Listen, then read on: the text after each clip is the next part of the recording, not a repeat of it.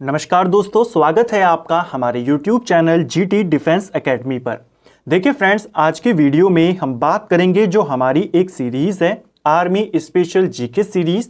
जैसा आप जानते हैं, इसमें हम जीके के इम्पॉर्टेंट और सिलेक्टेड क्वेश्चंस को यहाँ पर MCQ के रूप में कवर करते हैं और सिर्फ MCQs को नहीं देखते बल्कि इनसे रिलेटेड जितने आपके फैक्ट होते हैं उनको भी साथ साथ में कवर कर जाते हैं, जिससे आपको एक जैसे सभी क्वेश्चन एक ही जगह पर आपको मिल जाए, जिससे आपको रिवाइज करने में और चीज़ों को लिंक करने में और उसको याद करने में आसानी होगी।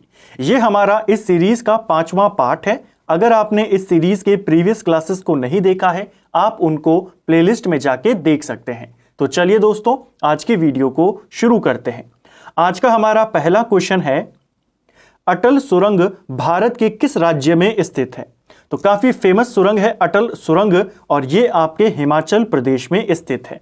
ऑप्शन सी हमारा सही आंसर हो जाएगा। अटल सुरंग को लेकर के दो क्वेश्चन बनते हैं, या तो आपसे राज्य का नाम पूछा जाएगा या इसकी लंबाई पूछी जाती है।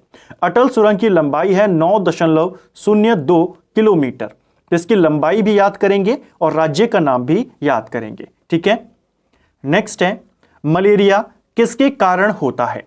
तो मलेरिया जो रोग है यह होता है प्रोटोजोवा के कारण। ऑप्शन बी सही आंसर होगा। प्रोटोजोवा यानी परजीवियों के द्वारा होने वाला रोग। क्वेश्चन बनते हैं, कौन सा रोग जीवाणुओं से होता है, कौन सा रोग परजीवियों से होता है, कौन विषाणुओं से होता है, इस तरीके से। तो प्रोटोजोवा से होने वाला एक प्रमुख रोग है मलेरिया। और कौन कौन से रोग हैं जो प्रोटोजोवा यानी परजीवियों के द्वारा होते हैं, इनको लिख लीजिए।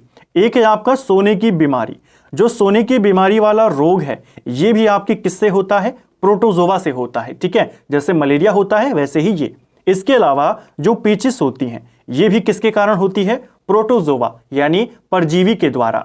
इसके अलावा जो पायरिया होता है ये भी परजीवी के द्वारा, प्रोटोजोवा के द्वारा होता है। ठीक है, और इसके अलावा काला ज्वार ये भी किसकी वजह से होता है? परजीवी के द्वारा होता है। तो इन रोग को आपने याद करना है। क्वेश्चन बनते हैं, कौन किस रोग से होता है, कौन किस जीवाणु से होता है, विषाणु से होता है या परजीवी से होता है।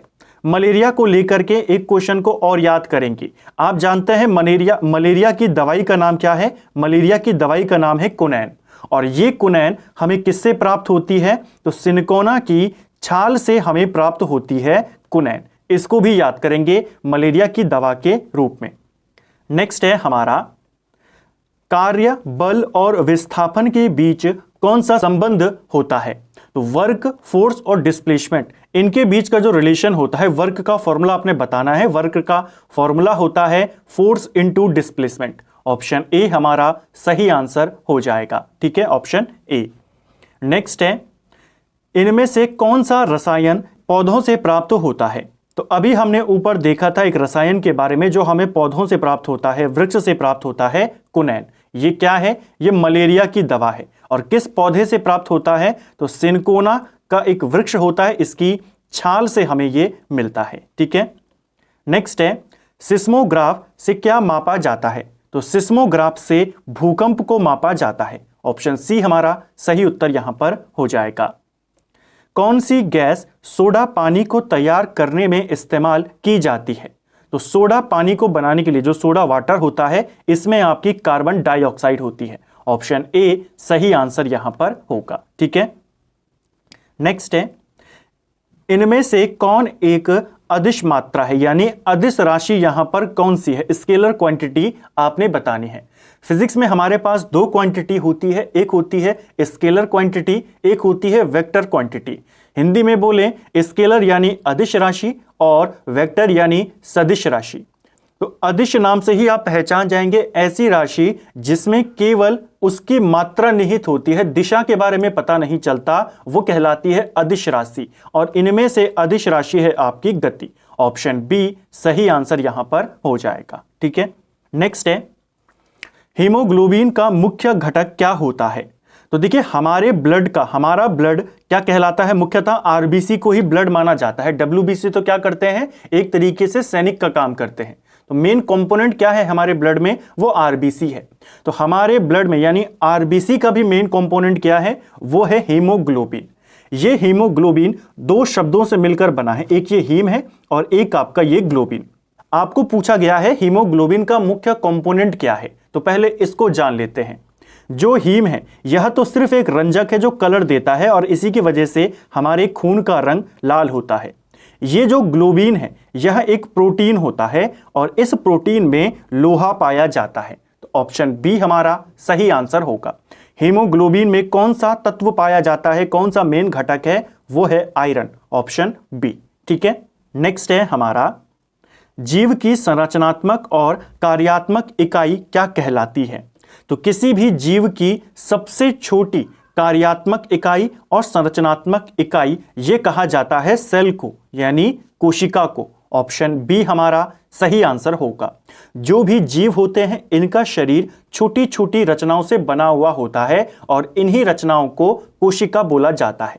तो जीवन की या किसी भी जीव की, किसी भी प्राणी की सबसे छोटी संरचनात्मक और सबसे छोटी कार्यात्मक इकाई क्या होती है? सेल होती है।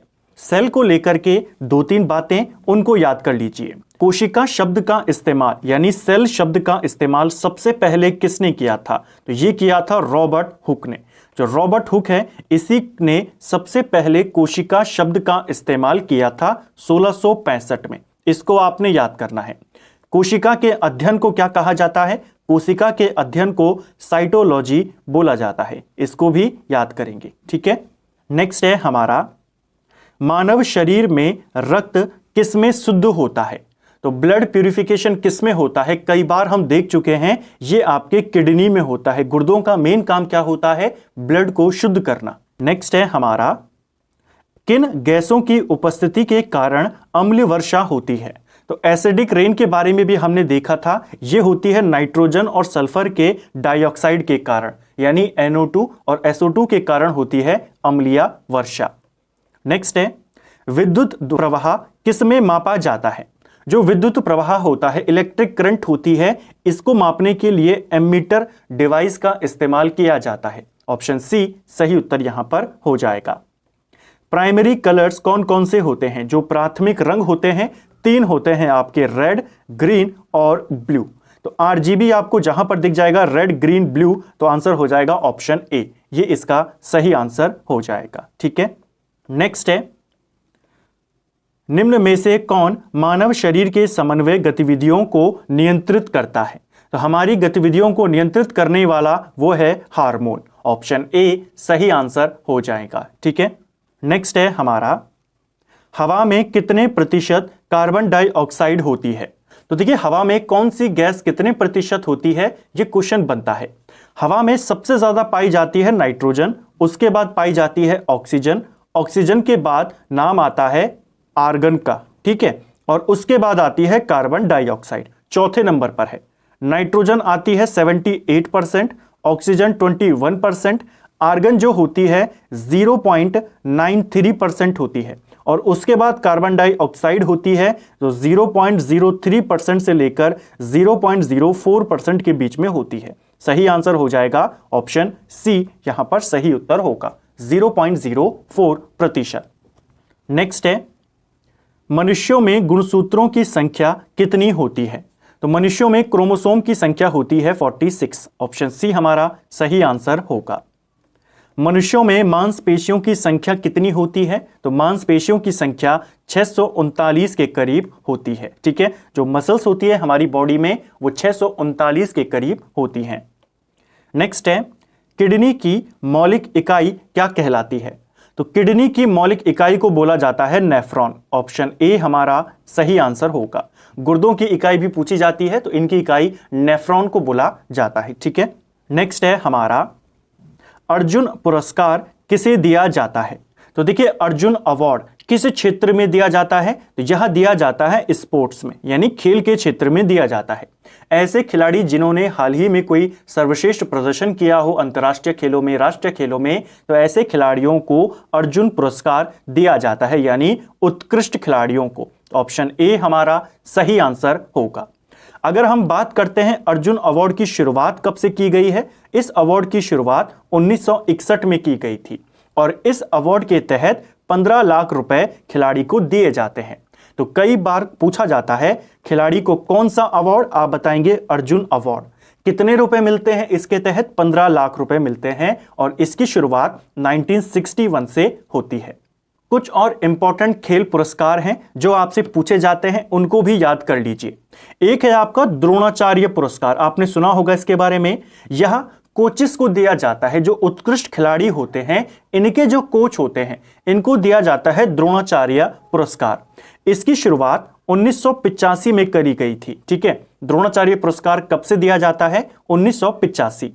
ये 2 कैटेगरी में दिया जाता है। एक कैटेगरी जो पूरे जीवन भर के लिए दिया जाता है किसी कोच को, और एक जैसे किसी ने कुछ हाल के प्रदर्शन में या हाल के समय में उसके खिलाड़ी ने अच्छा प्रदर्शन किया हो। तो जो जीवन भर के लिए दिया जाता है, लाइफ टाइम के लिए, उसमें दिए जाते हैं 15 लाख रुपए, और जो हाल के प्रदर्शन के आधार पर दिया जाता है उसमें दिए जाते हैं 10 लाख रुपए। तो द्रोणाचार्य वाला क्लियर हो गया। एक और अवार्ड है जिसका नाम है मेजर ध्यानचंद पुरस्कार। खेलों में लाइफ टाइम अचीवमेंट के लिए यह पुरस्कार दिया जाता है, यानी कि खेलों में आपके आजीवन जो आपका योगदान है उसके लिए कौन सा अवार्ड है? मेजर ध्यानचंद पुरस्कार। इसकी शुरुआत 2002 से होती है और इसके तहत 10 लाख रुपए दिए जाते हैं। फिर आता है खेलों का सबसे बड़ा पुरस्कार। भारत में खेलों का सबसे बड़ा पुरस्कार है जिसका नाम था राजीव गांधी खेल रत्न पुरस्कार। ठीक है, इसकी शुरुआत 1991-92 से होती है और इसके तहत 25 लाख रुपए दिए जाते हैं। राजीव गांधी खेल रत्न पुरस्कार ये खेलों का सबसे बड़ा पुरस्कार है भारत का। इसका नाम अब चेंज कर दिया गया है। जो खेल रत्न पुरस्कार है अब ये मेजर ध्यानचंद के नाम पर दिया जाता है, मेजर ध्यानचंद खेल रत्न पुरस्कार। तो 2 पुरस्कार हैं मेजर ध्यानचंद के नाम पर, दोनों अलग अलग हैं। ध्यानचंद पुरस्कार पूछेगा तो 2002 बताएंगे। राजीव गांधी खेल रत्न पुरस्कार का जो नया नाम है मेजर ध्यानचंद खेल रत्न पुरस्कार, आप 1991 यहां पर बताएंगे। ठीक है, नेक्स्ट है हमारा भारत और चीन विवादित स्थान गलवान घाटी किस राज्य में स्थित है? तो गलवान घाटी आपके लद्दाख में आती है। ऑप्शन बी हमारा सही आंसर यहां पर हो जाएगा। ठीक है, उगते हुए सूरज किस देश को बोला जाता है? तो उगते हुए सूरज का देश ये बोला जाता है जापान को। ठीक है, और अर्धरात्रि का सूरज पूछेगा वो नॉर्वे को बोला जाता है। दोनों को याद करेंगे। ठीक है, सत्यमेव जयते कहां से लिया गया है? तो देखिए भारत का आदर्श वाक्य क्या है? सत्यमेव जयते, और ये लिया गया है मुंडको उपनिषद से। जो मुंडको उपनिषद है यहीं से लिया गया है भारत का आदर्श वाक्य सत्यमेव जयते। नेक्स्ट है हमारा पैंगोंग झील कहां स्थित है? तो काफी फेमस जो आपकी पैंगोंग झील है ये कहां आती है? ये आती है लद्दाख में। ऑप्शन डी सही आंसर होगा। बिहू किस राज्य का पारंपरिक नृत्य है? तो बिहू जो है आपका ये असम का एक फेमस डांस है। श्रीनगर किस नदी के तट पर स्थित है? तो श्रीनगर आता है झेलम नदी के तट पर। ऑप्शन बी सही आंसर होगा। एक श्रीनगर उत्तराखंड में भी है, उत्तराखंड वाला श्रीनगर अलकनंदा के तट पर स्थित है। ठीक है, नेक्स्ट है हमारा सशस्त्र बलों का सर्वोच्च कमांडर कौन होता है? तो देखिए सशस्त्र बलों का सर्वोच्च कमांडर भारत का राष्ट्रपति होता है। ठीक है, आर्मी का हेड कौन होता है? सुप्रीम कमांडर भारत का राष्ट्रपति। नेक्स्ट है हमारा भारत ने गोवा को पुर्तगालियों से कब मुक्त कराया था? तो भारत आजाद कब हो गया था? 1947 में, लेकिन गोवा पर पुर्तगालियों का अधिकार रहा 1961 तक। ऑप्शन ए इसका सही आंसर होगा। 1961 में भारत पुर्तगालियों से गोवा को खाली कराता है, यानी आजाद करवाता है। तो इसको भी याद करेंगे। भारत आने वाला पहला यूरोपियन कौन था जो समुद्री मार्ग से भारत आया? वो था वास्को डी गामा। ठीक है, ये भी पुर्तगाली था। भारत में व्यापार के लिए आने वाले भी पहले व्यक्ति कौन थे? पुर्तगाली थे। और भारत से जाने वाले भी अंतिम कौन है? पुर्तगाली हैं। इनको आपने याद करना है। पूछ लेता है कि भारत व्यापार के लिए आने वाले पहले यूरोपीय कौन थे? आप बताएंगे पुर्तगाली। अंत में कौन गए? पुर्तगाली। ठीक है, नेक्स्ट है भारत द्वारा राफेल फाइटर जेट किस देश से खरीदे गए हैं? तो राफेल विमान भारत ने खरीदा है फ्रांस से। फ्रांस की एक कंपनी है दसॉल्ट, और वहीं से भारत ने इनको खरीदा है। नेक्स्ट है हमारा 2000 नई मुद्रा करेंसी के नोट के पिछले भाग पे कौन सा चित्र अंकित होता है? यानी कि कौन से रुपए के नोट पे किसका चित्र होता है, ये क्वेश्चन बन जाता है। 2000 के नोट पर मंगलयान का चित्र होता है। ऑप्शन सी हमारा सही आंसर होगा। कौन से नोट पर कौन सा चित्र है, जल्दी से उसको रिवाइज कर लेते हैं। 10 रुपए के नोट पे कोणार्क का जो सूर्य मंदिर है इसका चित्र छपा होता है। 20 रुपए के नोट पे एलोरा के जो गुफाएं हैं उनका चित्र छपा होता है। जो 50 रुपए का नोट होता है इस पर हम्पी का चित्र छपा होता है। हम्पी विजयनगर साम्राज्य का एक महत्वपूर्ण स्थल था, उनकी कैपिटल थी। 100 रुपए के नोट पे जो रानी की वाव है, गुजरात में स्थित है, इसका चित्र छपा होता है। 200 रुपए के नोट पर सांची का स्तूप का चित्र छपा होता है। 500 रुपए के नोट पर आप जानते हैं लाल किला छपा होता है और 2000 के नोट पर मंगलयान छपा होता है। इनको भी याद करेंगे, ठीक है। नेक्स्ट है हमारा, इनमें से लाफिंग गैस किसे बोला जाता है, यानी कि जो हंसने वाली गैस होती है वो कौन सी होती है, वो होती है नाइट्रस ऑक्साइड। ऑप्शन डी हमारा सही आंसर होगा। जो नाइट्रस ऑक्साइड होती है इसे ही हंसने वाली गैस यानी लाफिंग गैस बोला जाता है। तो इसको भी आपने ध्यान रखना है, क्वेश्चन बन जाता है। तो फ्रेंड्स ये था हमारा जो हमारी सीरीज है आर्मी स्पेशल जीके सीरीज, जिसमें हम जीके के इंपॉर्टेंट एमसीक्यूज को यहां पर डिटेल में कवर करते हैं। आज हमने इस सीरीज का 5वां पार्ट यहां पर कवर किया। उम्मीद करता हूं आपको वीडियो पसंद आया होगा। अगर आपको ये वीडियो पसंद आई है तो वीडियो को लाइक करें। अगर आप चैनल पर पहली बार आए हैं चैनल को सब्सक्राइब करें, अपने दोस्तों के साथ शेयर करें। वीडियो आपको कैसा लगा कमेंट बॉक्स में हमें जरूर बताएं। Thank you friends.